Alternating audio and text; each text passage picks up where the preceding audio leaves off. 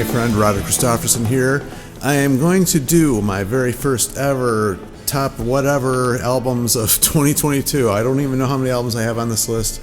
I was trying to do a top 10 and I realized very quickly that was going to be impossible.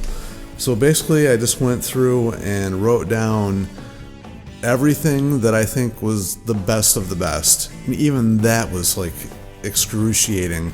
I kind of narrowed it down to just albums, studio albums. I include box sets, re-releases, reissues, live albums, EPs, or any of that stuff.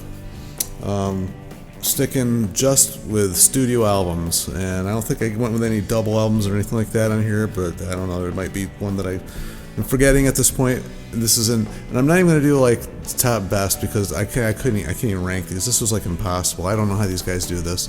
But there's a few that I didn't like do reviews on, and like earlier in the year I wasn't doing any a whole lot of reviews.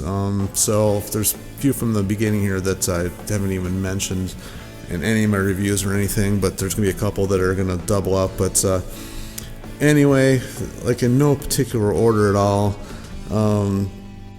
I just started with AZ, which, in case you don't know who that is, it's Alder Zonder from, I'm already blanking here, from Fate's Warning. They had a project out. I thought it was a pretty cool project. Porcupine Tree's Closure Continuation I thought was an amazing album. Really loved that they got back together. Probably not their best album, but it was still a great album nonetheless, especially for this year. One of the better ones that came out this year. Dead Daisy's new album, Radiance, amazing. I really like Def Leppard's Diamond Star Halos. I mean, it's been a long time, but I really enjoyed that one. Out of the last few that they've done, I thought that was a really good way to come back. And I liked Ozzy's Patient Number 9. I liked that album. I thought it was fun. I thought production was like way better on it than his last album. And I just love hearing Ozzy. I just really enjoyed that album. Alter Bridge's Pawns and Kings, I think is probably their best one they've ever done. It just amazes me how they never lose the ability to come up with riffs and cool stuff. And there's a band called The Rhodes. They have an album called Simple Man. That is like classic rock sounding, big harmonies, everything. I did a review on that one. Check that one out. It's a great album. There's a band, Enemy Eyes, that came out. They have an album, History Hands. It's a heavy album. Johnny Gioli sings on that one. It's his like heavy metal project.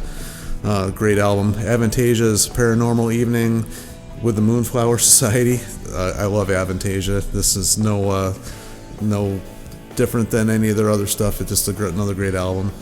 Seventh Wonders, The Testament, awesome album. It's got Camelot's new singer in it. This is his previous band that he was not willing to give up to be a member of Camelot. So, for whatever reason, his name slipped in my mind right now, but it's a great album. Butch Walker as Glenn, that album like blew me away. Great album. It's completely different style than anything else I think I reviewed on here, but he's an amazing talent, great guy. Skid Row's Gang's All Here, I was really impressed with that. It's more like the Skid Row that we're used to hearing back in the beginning, and I think it was a great return to form. There's a band called Generation Radio, a self-titled album out, worth checking. I did a review on that one. You should check that one out. I'm going to screw up the pronunciation of this one, but Virgilio, Morse, and Jennings. I know I said that wrong. They have an album called Troika.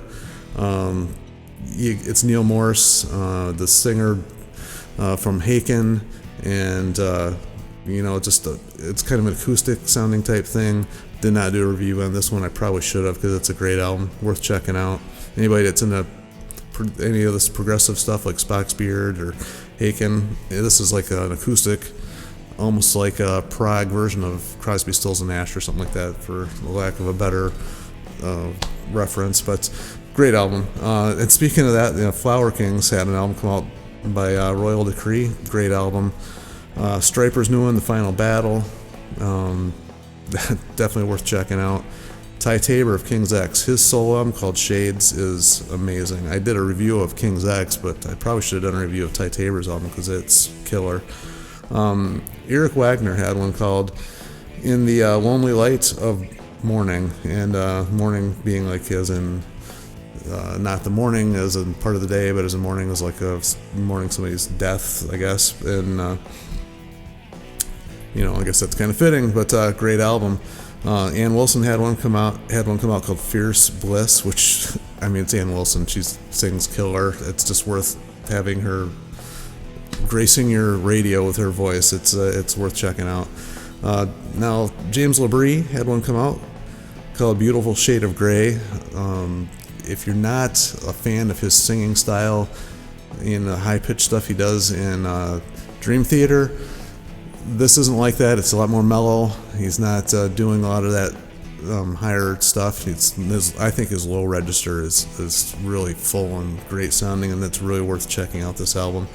Don't let the stuff from Dream Theater scare you away from this one. This one's a lot more relaxed singing, and I think his low register is really good.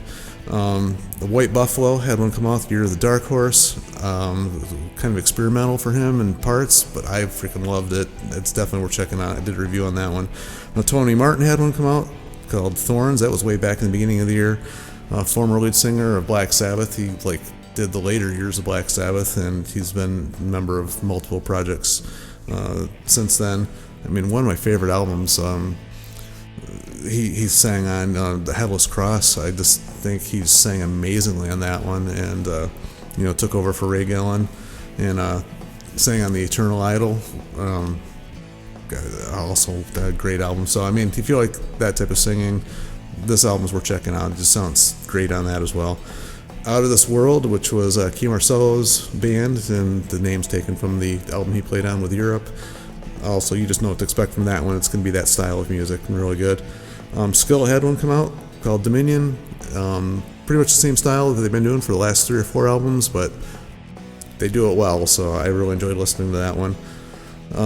Now, this one may throw little people off, but Flogging Molly had one come out called Anthem. He's the former lead singer of Fastway, and he did one there in the late 80s, early 90s, I guess it was late 80s, called Kathmandu. That's a great album. That's a lost gem right there. That's a great album. But anyway, he's singing for Flogging Molly now, and it's kind of a punk, it's like Irish punk. I don't know how else you would describe it, but it's kind of cool. House of Lords had one come out called Saints and Sinners. Despite the very unoriginal album title, it's probably one of the best releases they've had since Greg Giuffria has not been involved with the band. Definitely worth checking out. I mean, James Christian sings amazing, so I mean, anything he touches is gold pretty much, but great album. Almost done. And Leatherwolf, Kill the Hunted. Despite the fact that the drummer is the only original member in the band, this was more of a return to form. I think the recording of this was great. I think I did a review on this one too.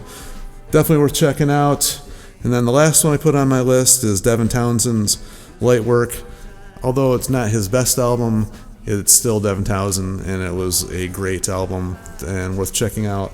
There are so many other albums that I wanted to write down, but the list would have been a mile long. So these are just my choices for the best of the best, the ones that I really liked the most and resonated the most with me, and that I probably gave the most listens to. Always feel free to comment, especially on this one, what albums you think I might have left out, or what were your faves of the year. Faves of the year. Feel free, please. These are the kind of things I always find kind of fun. It's interesting to see what other people got into throughout the year and enjoy it. And I'm probably forgetting stuff. I know I am. That's what happens. It's a case of the olds. I'm stealing that from Pete Pardo there. So anyway, feel free. I mean, I'm stuttering and everything at the end of this one. Feel free to like, share, subscribe, and all that fun stuff. And we'll see you guys in the next one. See ya.